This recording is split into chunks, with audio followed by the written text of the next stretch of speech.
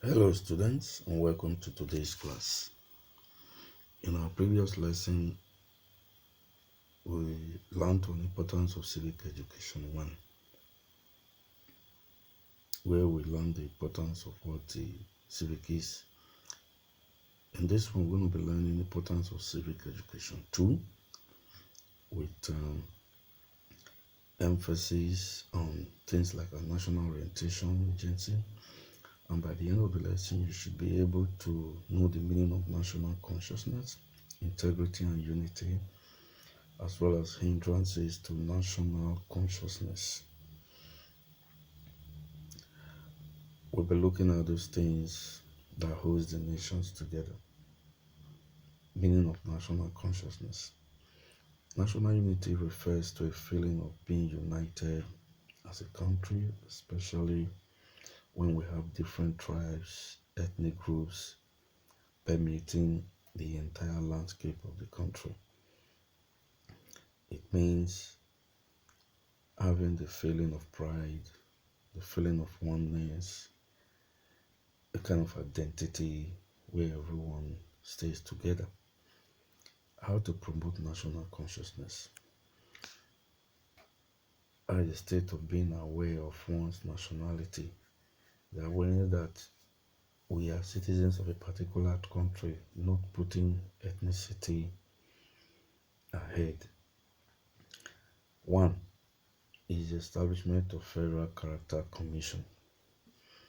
This is where everybody, everyone, every tribe will be represented without it being weighed to a particular ethnic group.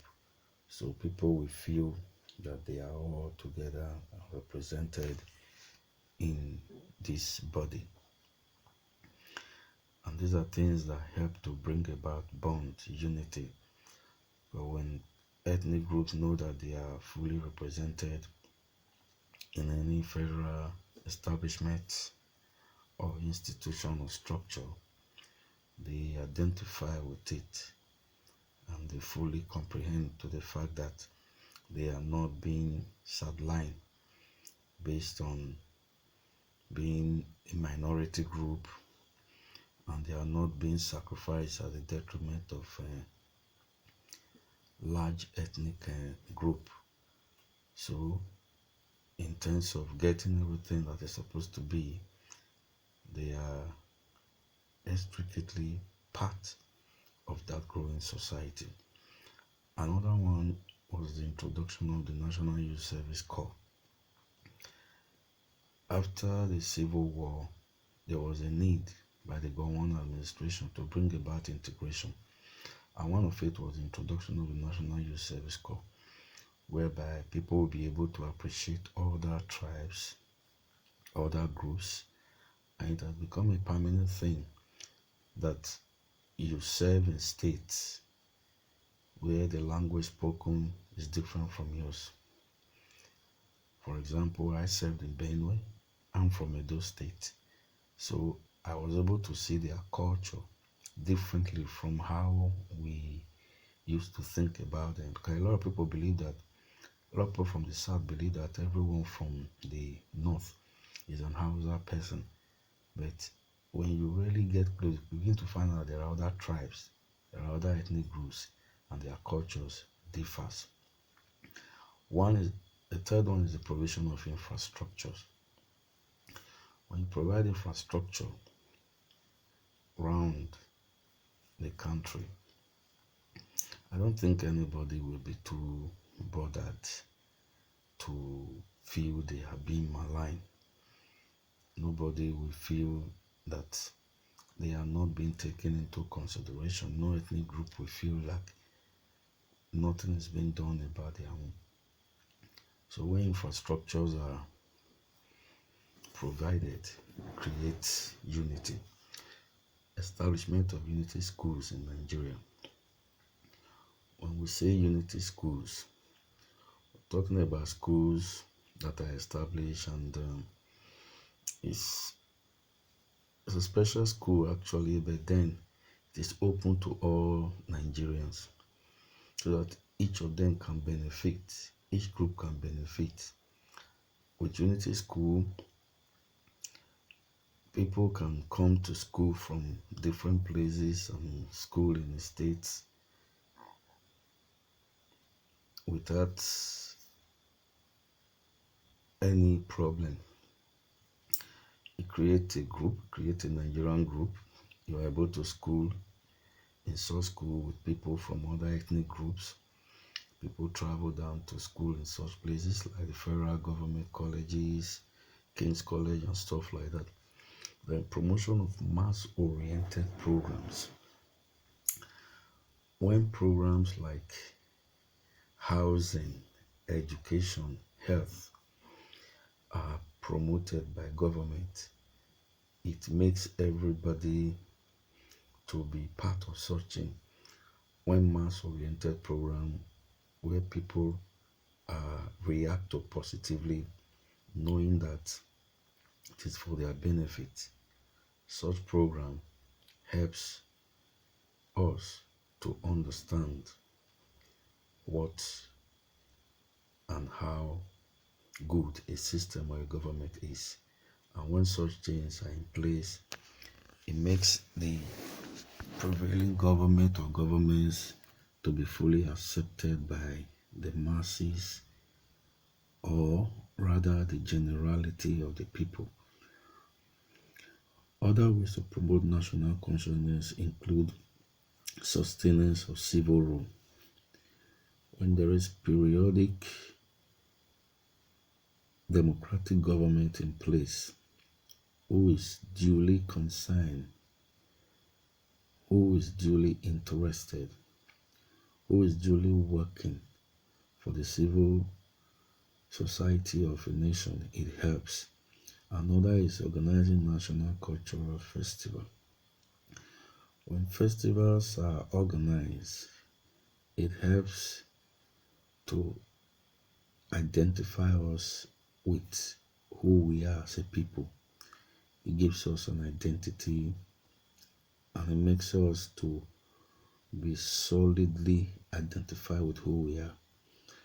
Then when we have interethnic and intertribal marriages, it helps also in a very long way to remove the doubts of a particular group against the other. Say, for example, an Igbo man marrying an Hausa woman, a Yoruba man marrying an Igbo, and so on and so forth.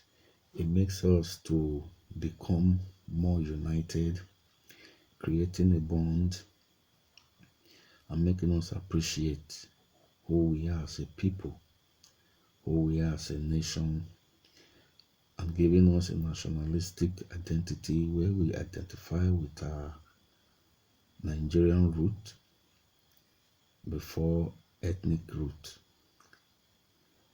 Create a consciousness that makes us to be more Nigerian than just a member of a particular ethnic group. No nation survives when this unity is not there. We've seen nations like the former Yugoslavia, which was melded in so much crisis. And when we are able to do many of these things, it helps in promoting equal economic opportunities. When each state in the country are growing equally, thereby providing equal access to representation in government. When all these things are put in place, it is very important. It is very great. It makes the people to feel or to know that they have equal representation and there is opportunity for them irrespective of which part of Nigeria they are from. As a people, there is much we can learn if we are united. But however, we have hindrances to national consciousness. Nigeria is a very big nation. and some of these things easily crop up. We have ethnic diversity, language diversity, structural imbalance, revenue allocation, youth restiveness, so on and so forth. And all of these things does not really augur well for a society like us, because no nation can grow when we have so many crises permeating the entire landscape. And this is where the National Orientation Agency has been trying to do a good work, trying to unite people by mass-oriented campaign and media publicity for all Nigerians to embrace the oneness of who we are. And there have been so much nepotism and corruption in the land. All of these things are creating the imbalance where some tribes feel they are being maligned. And the level of corruption in the Nigerian society has not actually helped matter. People have come, plundered the economy, leave. So people just see the Nigerian society as a personal national cake. And as a result, the Nigerian populace, the common man, the man on the street, the ordinary Nigerian, are angry. And the anger in them is such that they feel anyone playing or doing politics don't actually care about them, but they are just after their own monetary gain or self gain, as the case may be. But as a nation, we've been able to move the ethnic diversity, language diversity, structural imbalance. We've had problems like the Boko Haram. We had problems like the Igbo indigenous people of Biafra. We've had groups like militant groups, both from the Yoruba, from the small ethnic groups, each wanting to create relevance for themselves. And this is not good for a growing nation like Nigeria. But we do hope that despite all the trials, despite all the setback, someday we will be able to get out of this whole thing and probably as a nation stand firm, better, united, to be able to speak with one voice, a united country where everyone will identify with each other, where ethnicity will be relegated to the background. We are working towards that, and we hope that someday it will be realized. Nigeria is a big nation. It's a great nation. And somehow, someday, we will get there. We've been through a lot as a nation. We've been able to survive so many things.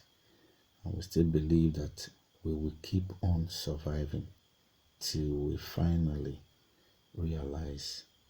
See you in my next class. Thank you.